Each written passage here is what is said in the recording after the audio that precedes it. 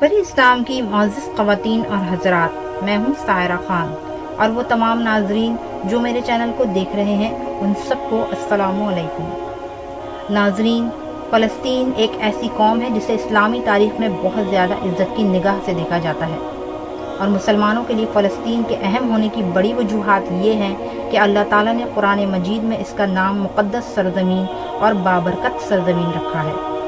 یہ بہت سے انبیاء اور بزرگوں کا گھر اور جائے پیدائش ہے، اور سب سے بڑھ کر مسجد الاقصی اسلام کا تیسرا مقدس ترین مقام اور مسلمانوں کو قبلہ اول کہلاتا ہے۔ سورۃ المائدہ میں اللہ تعالیٰ کا ارشاد ہے کہ اے میری قوم، اس مقدس سرزمین میں داخل ہو جاؤ جو اللہ نے تمہارے لیے مختص کی ہے، اور اللہ کی راہ میں لڑنے سے پیچھے نہ ہٹو ورنہ تم خسارے میں لوٹائے جاؤ گے۔ قرآن مجید میں بہت سے ابواب اور آیات نازل ہوئی ہیں تاکہ لوگوں کو اسرائیل اور اس کے لوگوں کی انسانیت سوز مظالم سے آگاہ کیا جا سکے۔ یہ سرزمین کئی دہائیوں سے بڑے ہنگاموں اور ان کے ظلم و ستم کا سامنا کر رہی ہے، اور آج بھی بڑی بے دردی سے معصوم بچوں اور عورتوں کا قتل عام جاری ہے۔ مسجد الاقصی کو کنٹرول کرنے کی خواہش نے نسلوں کو ذبح کر دیا، اور فلسطین کے اس تباہ کن حالات کے باوجود مسلم ممالک نے برسوں سے خاموشی اختیار کر رکھی ہے، اور ظلم کے وقت بولنا ان کی انسانیت کے اصولوں میں کہیں نہیں ہے۔ لیکن پھر بھی فلسطین تو زندہ تھا، زندہ ہے اور زندہ رہے گا۔ ایک بار پھر فلسطین جنگ آزادی میں مصروف ہے، اور یہ جنگ اسرائیل کی سرحد غزہ میں ہو رہی ہے۔ فلسطینیوں کو اگر دنیا کی سب سے مظلوم قوم کہا جائے تو یہ مبالغہ آرائی نہ ہوگی۔ پچھلی یعنی 20ویں صدی دنیا بھر میں آزادی کی صدی تھی۔ تقریباً تمام ایشیائی اور افریقی ممالک یورپ کی غلامی کی زنجیریں توڑ کر آزادی کا جشن منا رہے تھے، اور اس کے برخلاف 1949 میں آزاد فلسطین غلام بنایا جا رہا تھا۔ اقوام متحدہ کے سائے تلے دنیا بھر کے یہودی اکٹھا ہو کر فلسطینیوں کو ان کے وطن سے بے دخل کر کے وہاں صہیونی ریاست قائم کر رہے تھے۔ یہ بیچارے فلسطینی اپنا گھر بار چھوڑ کر اردن، مصر، شام اور لبنان جیسے پڑوسی عرب ممالک میں پناہ گزین تھے۔ تب سے اب تک تقریباً 75 برس گزر گئے، لیکن فلسطینیوں کی جنگ آزادی جاری ہے۔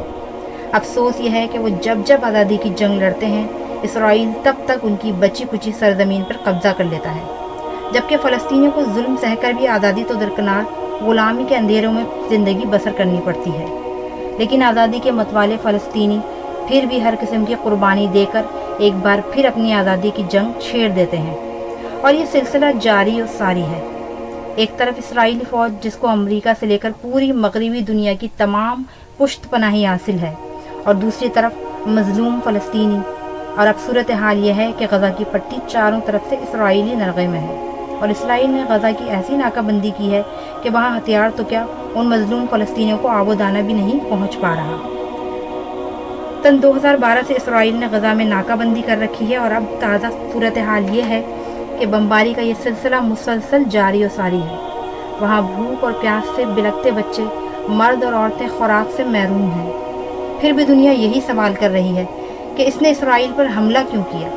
کوئی اس قسم کے سوال کرنے والوں سے یہ پوچھے کہ ان حالات میں ان کے پاس جنگ کے سوا کوئی اور چارہ نہ تھا۔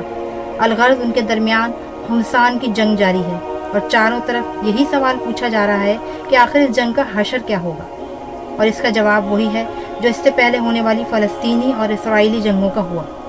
غزہ کی پٹی نہ جانے کتنی عمارتیں زمین دوز کر دی جائیں گی، اور امریکہ کی قیادت میں اقوام متحدہ ان کو ایک لعنت ملامت بھرا ایک اور ریزولوشن پاس کر دے گی۔ عرب اور دیگر مسلم ممالک فلسطینیوں کے حق میں فضول زباں خوری کرتے رہے ہیں، اور جنگ بندی ہونے کے کچھ عرصے بعد ہمدردی کی زباں خرچی بھی بند کر دی جائے گی، اور وہی سب کچھ ہوگا جو فلسطینیوں کے ساتھ ہوتا رہا ہے۔ تو کیا سمجھا جائے کہ فلسطینیوں کا خون رائے گا جائے گا؟ ہرگز نہیں۔ اس جنگ کو شروع کرنے سے قبل ان کا مقصد یہ تھا کہ دنیا کو ایک بار پھر یاد دہانی کرا دی جائے کہ مسئلہ فلسطین حل کیے بغیر دنیا میں امن قائم نہیں رہ سکتا، اور ساتھ ہی آنے والی نسلوں اور تمام مسلم امہ کو یہ بھی پتہ چل جائے کہ دنیا میں ایک فلسطینی قوم بھی ہے جس کو اسرائیل نے امریکہ اور مغرب ممالک کی مدد سے غلام بنا رکھا ہے۔ لیکن فلسطینی قوم آج بھی زندہ اور جادوا ہے، اور ایک دن وہ فلسطین کو آزاد کروا کے رہے گی انشاءاللہ، خواہ اس کے لیے ان کو کوئی بھی قیمت کیوں نہ چکانی پڑے۔